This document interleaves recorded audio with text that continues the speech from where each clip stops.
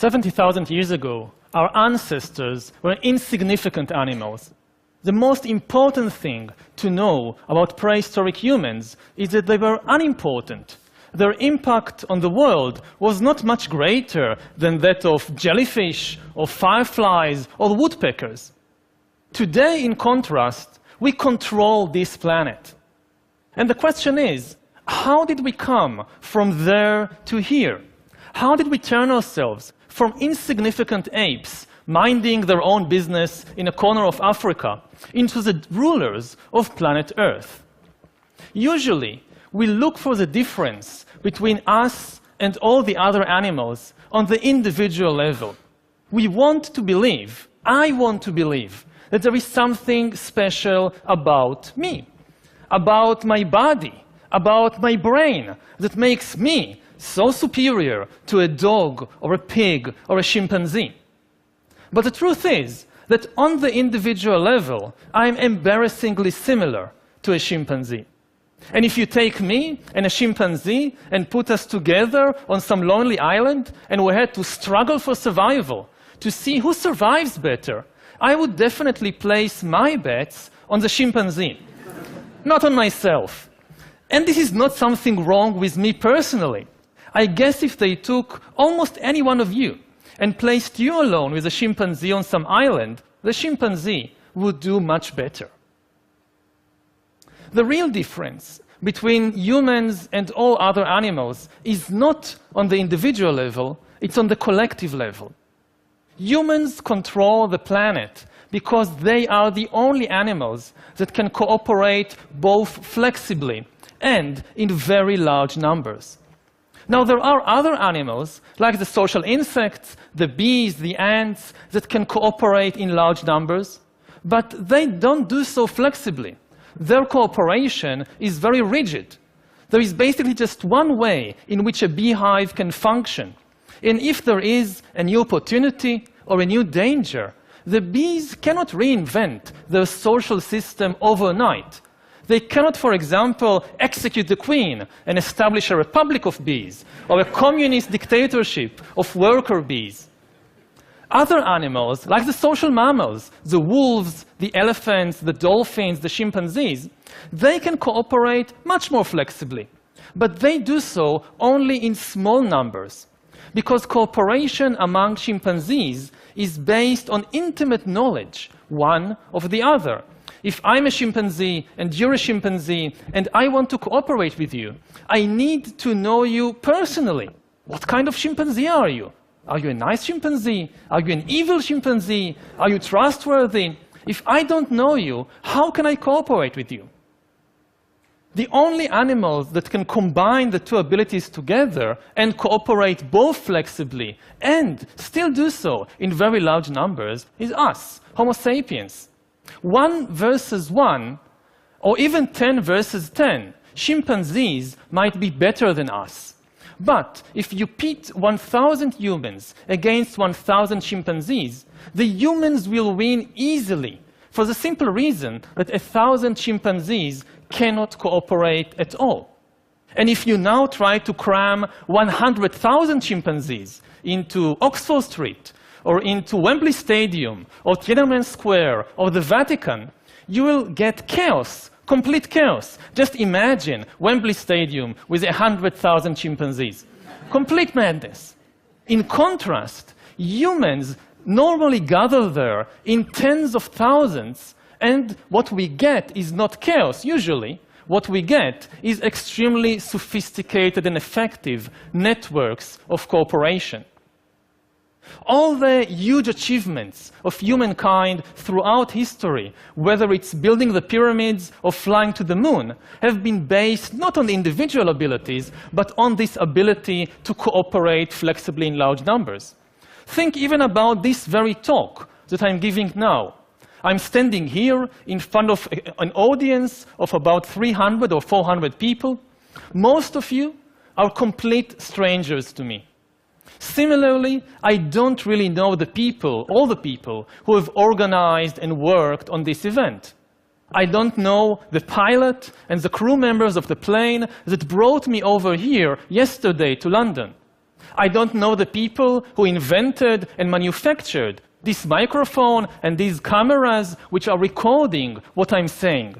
I don't know the people who wrote all the books and articles that I've read in preparation for this talk. And I certainly don't know all the people who might be watching this talk over the internet somewhere in Buenos Aires or in New Delhi. Nevertheless, even though we don't know each other, we can work together to create this global exchange of ideas. This is something chimpanzees cannot do. They communicate, of course, but you will never catch a chimpanzee traveling to some distant chimpanzee band to give them a talk about bananas or about elephants or anything else that might interest chimpanzees. Now, cooperation is, of course, not always nice. All the horrible things humans have been doing throughout history, and we have been doing some very horrible things, all those things are also based on large-scale cooperation. Prisons are a system of cooperation. Slaughterhouses are a system of cooperation. Concentration camps are a system of cooperation. Chimpanzees don't have slaughterhouses and prisons and concentration camps. Now, suppose I've managed to convince you, perhaps, that yes, we control the world because we can cooperate flexibly in large numbers. The next question that immediately arises in the mind of inquisitive listener is how exactly do we do it? What enables us, alone of all the animals, to cooperate in such a way?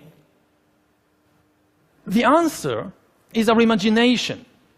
We can cooperate flexibly with countless numbers of strangers because we alone, of all the animals on the planet, can create and believe fictions, fictional stories.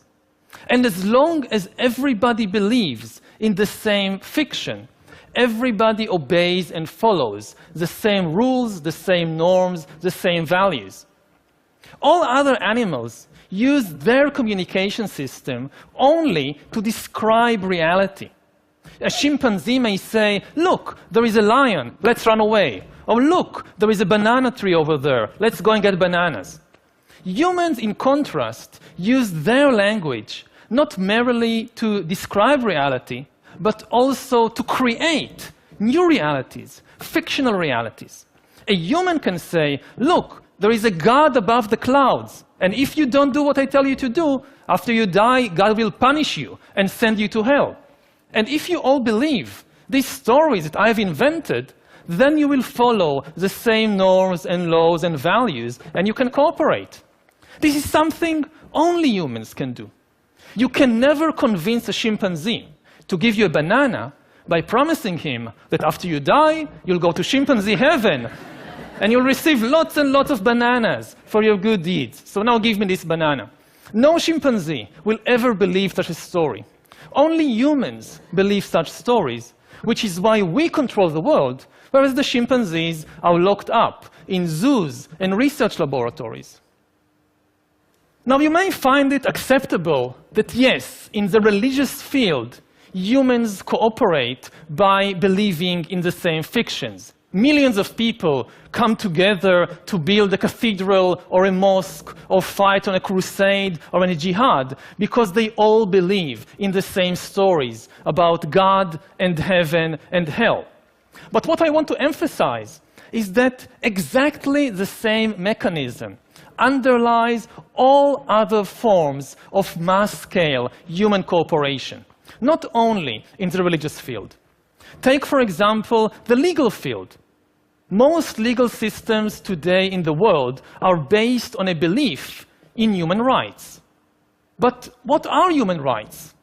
Human rights, just like God and heaven, are just a story that we've invented. They are not an objective reality. They are not some biological fact about Homo sapiens. Take a human being, cut him open, look inside, you will find the heart, the kidneys, neurons, hormones, DNA, but you won't find any rights. The only place you find rights is in the stories that we have invented and spread around over the last few centuries. They may be very positive stories, very good stories, but they are still just fictional stories that we've invented. The same is true of the political field. The most important factors in modern politics are states and nations. But what are states and nations? They are not an objective reality. A mountain is an objective reality. You can see it, you can touch it, you can even smell it. But a nation or a state like Israel or Iran or France or Germany, this is just a story that we've invented and became extremely attached to. The same is true of the economic field. The most important actors today in the global economy are companies and corporations. Many of you perhaps work for a corporation like Google or Toyota or McDonald's. What exactly are these things? They are what lawyers call legal fictions. They are stories invented and maintained by the powerful wizards we call lawyers. And what do corporations do all day? Mostly, they try to make money. Yet what is money? Again, money is not an objective reality. It has no objective value. Take this green piece of paper, the dollar bill. Look at it. It has no value. You cannot eat it. You cannot drink it. You cannot wear it. But then come along these master storytellers, the big bankers, the finance ministers, the prime ministers, and they tell us a very convincing story. Look, you see this green piece of paper? It is actually worth 10 bananas.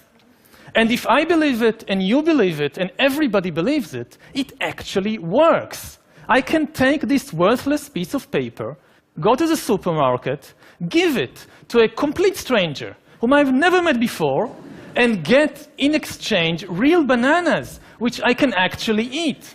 This is something amazing. You can never do it with chimpanzees. Chimpanzees trade, of course. Yes, you give me a coconut, I'll give you a banana. That can work. But you give me a worthless piece of paper, and you expect me to give you a banana? No way. What do you think I am, a human? Money, in fact, is the most successful story ever invented and told by humans, because it is the only story everybody believes. Not everybody believes in God. Not everybody believes in human rights. Not everybody believes in nationalism. But everybody believes in money and in the dollar bill. Take even Osama bin Laden. He hated American politics and American religion and American culture, but he had no objection to American dollars. He was quite fond of them, actually. To conclude, then, we humans control the world because we live in a dual reality. All other animals live in an objective reality. Their reality consists of objective entities like rivers and trees and lions and elephants. We humans, we also live in an objective reality. In our world, too, there are rivers and trees and lions and elephants. But over the centuries, we have constructed, on top of this objective reality, a second layer of fictional reality, a reality made of fictional entities, like nations, like gods, like money, like corporations. And what is amazing, that as history unfolded, this fictional reality became more and more powerful, so that today, the most powerful forces in the world are these fictional entities. Today, the very survival of rivers and trees and lions and elephants depends on the decisions and wishes of fictional entities like the United States, like Google, like the World Bank, entities that exist only in our own imagination. Thank you.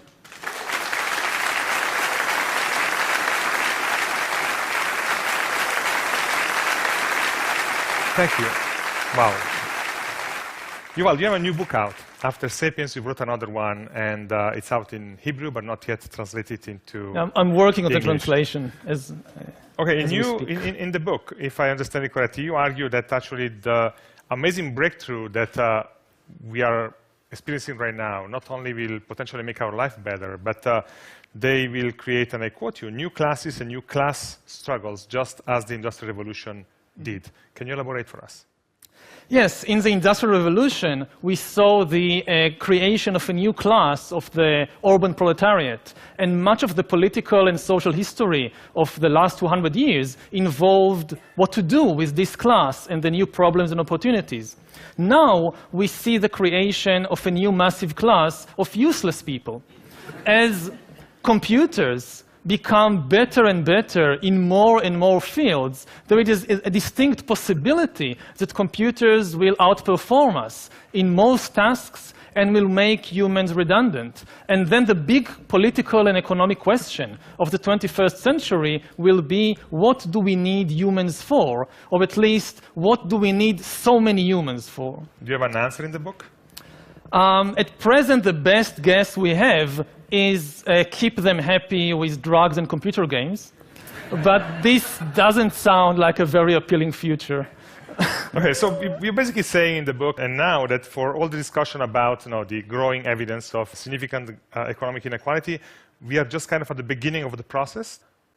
Again, it's not a prophecy. It's seeing all kinds of possibilities before us. One possibility is this creation of a new massive class of useless people. Another possibility is the division of humankind into different biological castes, with the rich being upgraded into virtual gods and the poor being degraded to this level of useless people. I feel there is another TED Talk coming up in a year or two. Thank you, Yuval, for making the trip. Thank you. Thanks.